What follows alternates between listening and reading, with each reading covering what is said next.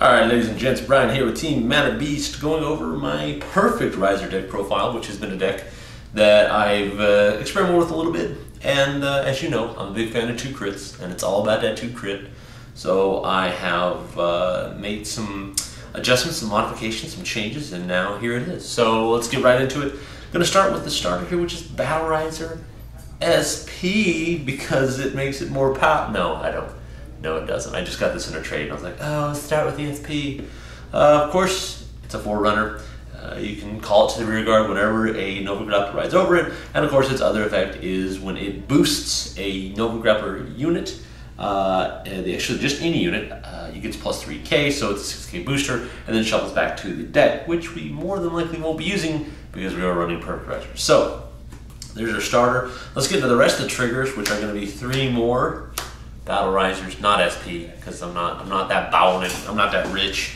So we got 4 stands total, and then we're gonna go, of course, 1, 2, 3, 4 heals. The new Reagan Bogan, my favorite, because I like this. It's a robot heal. I know, Wall Boy, but hey, it's time to move on from Wall Boy.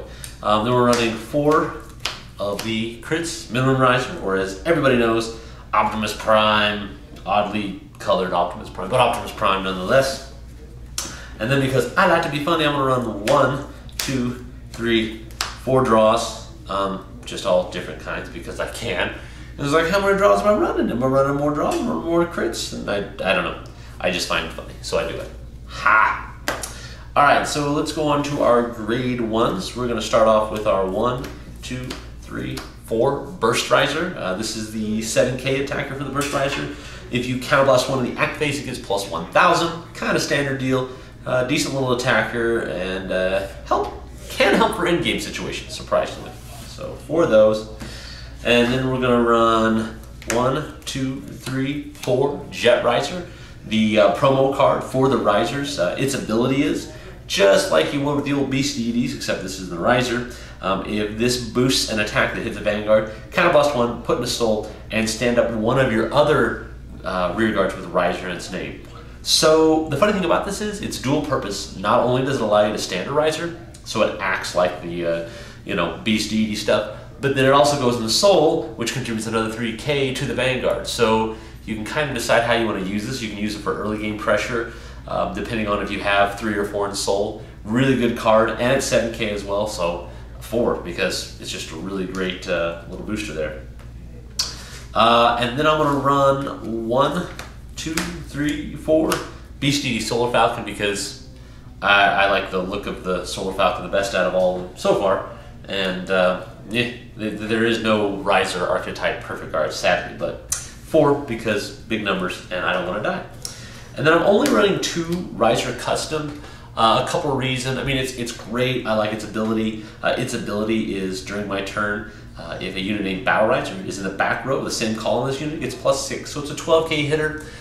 If I do end up boosting with Battle Raizer, then I can make it a total of an 18k column, which hits cross rides, which is nice. But the sad thing is on rear guard, it's only 6k, so it's very limited in its applications after that. So I only run 2 of those because, Jet Raizer. Grade 2s, I'm running 1, 2, 3 Trans Raizer. So there's a lot of debate about this card. I know a lot of people don't like it. I personally love this card because the one thing this deck misses, especially when you do get into Perfect Raizer, is rear guards and draw power. This is just a great extra chance for draw power, and a lot of times I've had this called, I'll call something else. I've called 2 Trans Raizers sometimes. Trans Raizer into another one. I mean, it gives me a total of, 2 free cards off of 1, or even a free card off of 1. Just a card on the field for a card for another. Even if it's nothing else but another card that you can guard with or intercept with is great. And with how with the Raizers work, you gotta have it. And I know it's 7k, some people complain, but hey, boosted by another 7k, 14, it hits those 9ks easy on the rear guard. So it's more of a rear guard attacker and then an interceptor, like I said. I personally prefer it for the pluses it could possibly give. And then we're gonna run 1, 2, 3 Gatling Raizer. This is the new Raizer, which was in set 13, the only real Raizer support, oddly enough, that came out in 13. Its ability is, when the unit attacks, you counterblast 1. If I have an overclocked Vanguard, I can pay the cost and it gets +4. So it's a 12k attacker by itself, boosted by the 7k. It can hit up to 19, which is nice. It's a good option, even though it's 8k base. If you really need some pressure towards the end, you can counterblast that 1 and then hit for those big numbers. So I really like the card, but I'm only running it at 3. And then I'm going to run 1, 2, 3, 4. High-powered Raizer Custom. Now this is a card that it is essential for the deck, especially if you run the stands, because the great thing about this is it's just like previously with Raizer Custom. It's high-power Raizer Custom.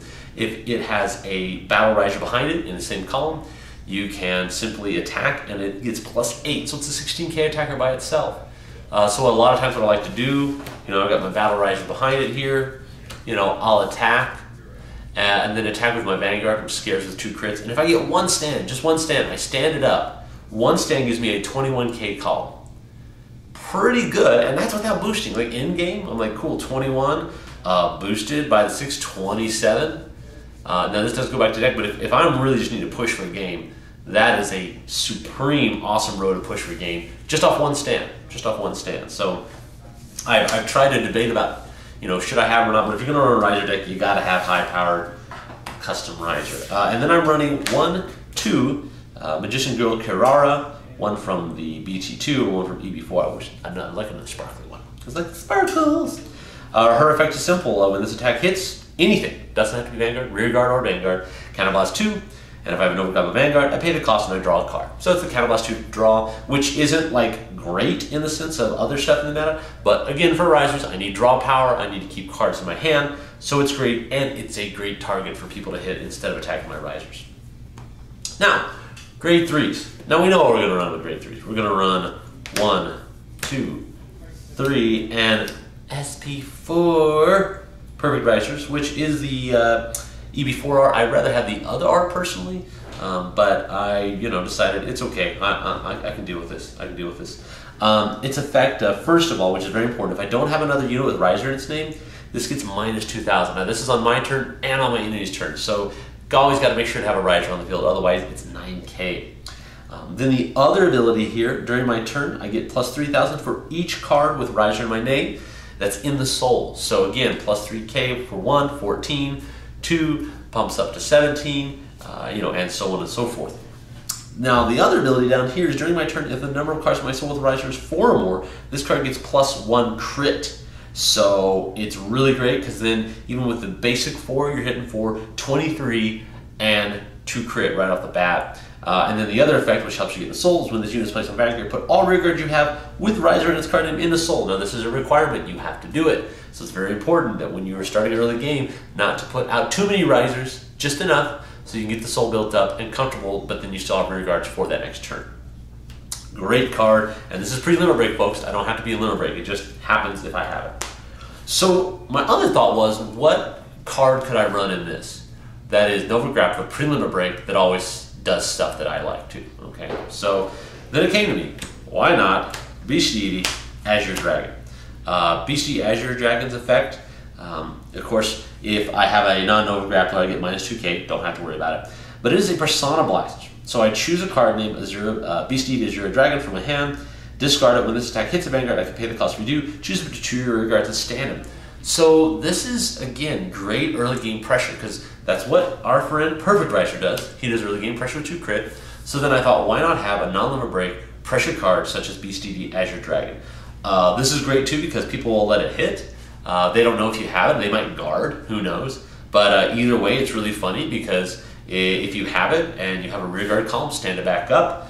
And it really, really makes for some funny plays. And people just hate it. People just like altogether hate it. It's really funny, especially like if you've got like really douchey rows, like you've got like the douchiest of douchey rows would just be like, okay, I've got this.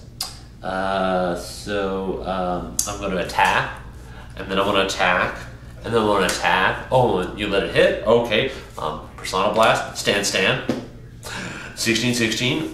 Or if I want to be a douche, I can just be like, cool, 22-22, everything boosted with my Battle Raizer. So, yeah, Very douchey, very good, and again, good early game pressure. So anyway, that's the deck profile as it is. Let me know in your comments what you think, and as always, please subscribe, rate, comment, love us, share us, have our babies, and we'll talk to you guys next time.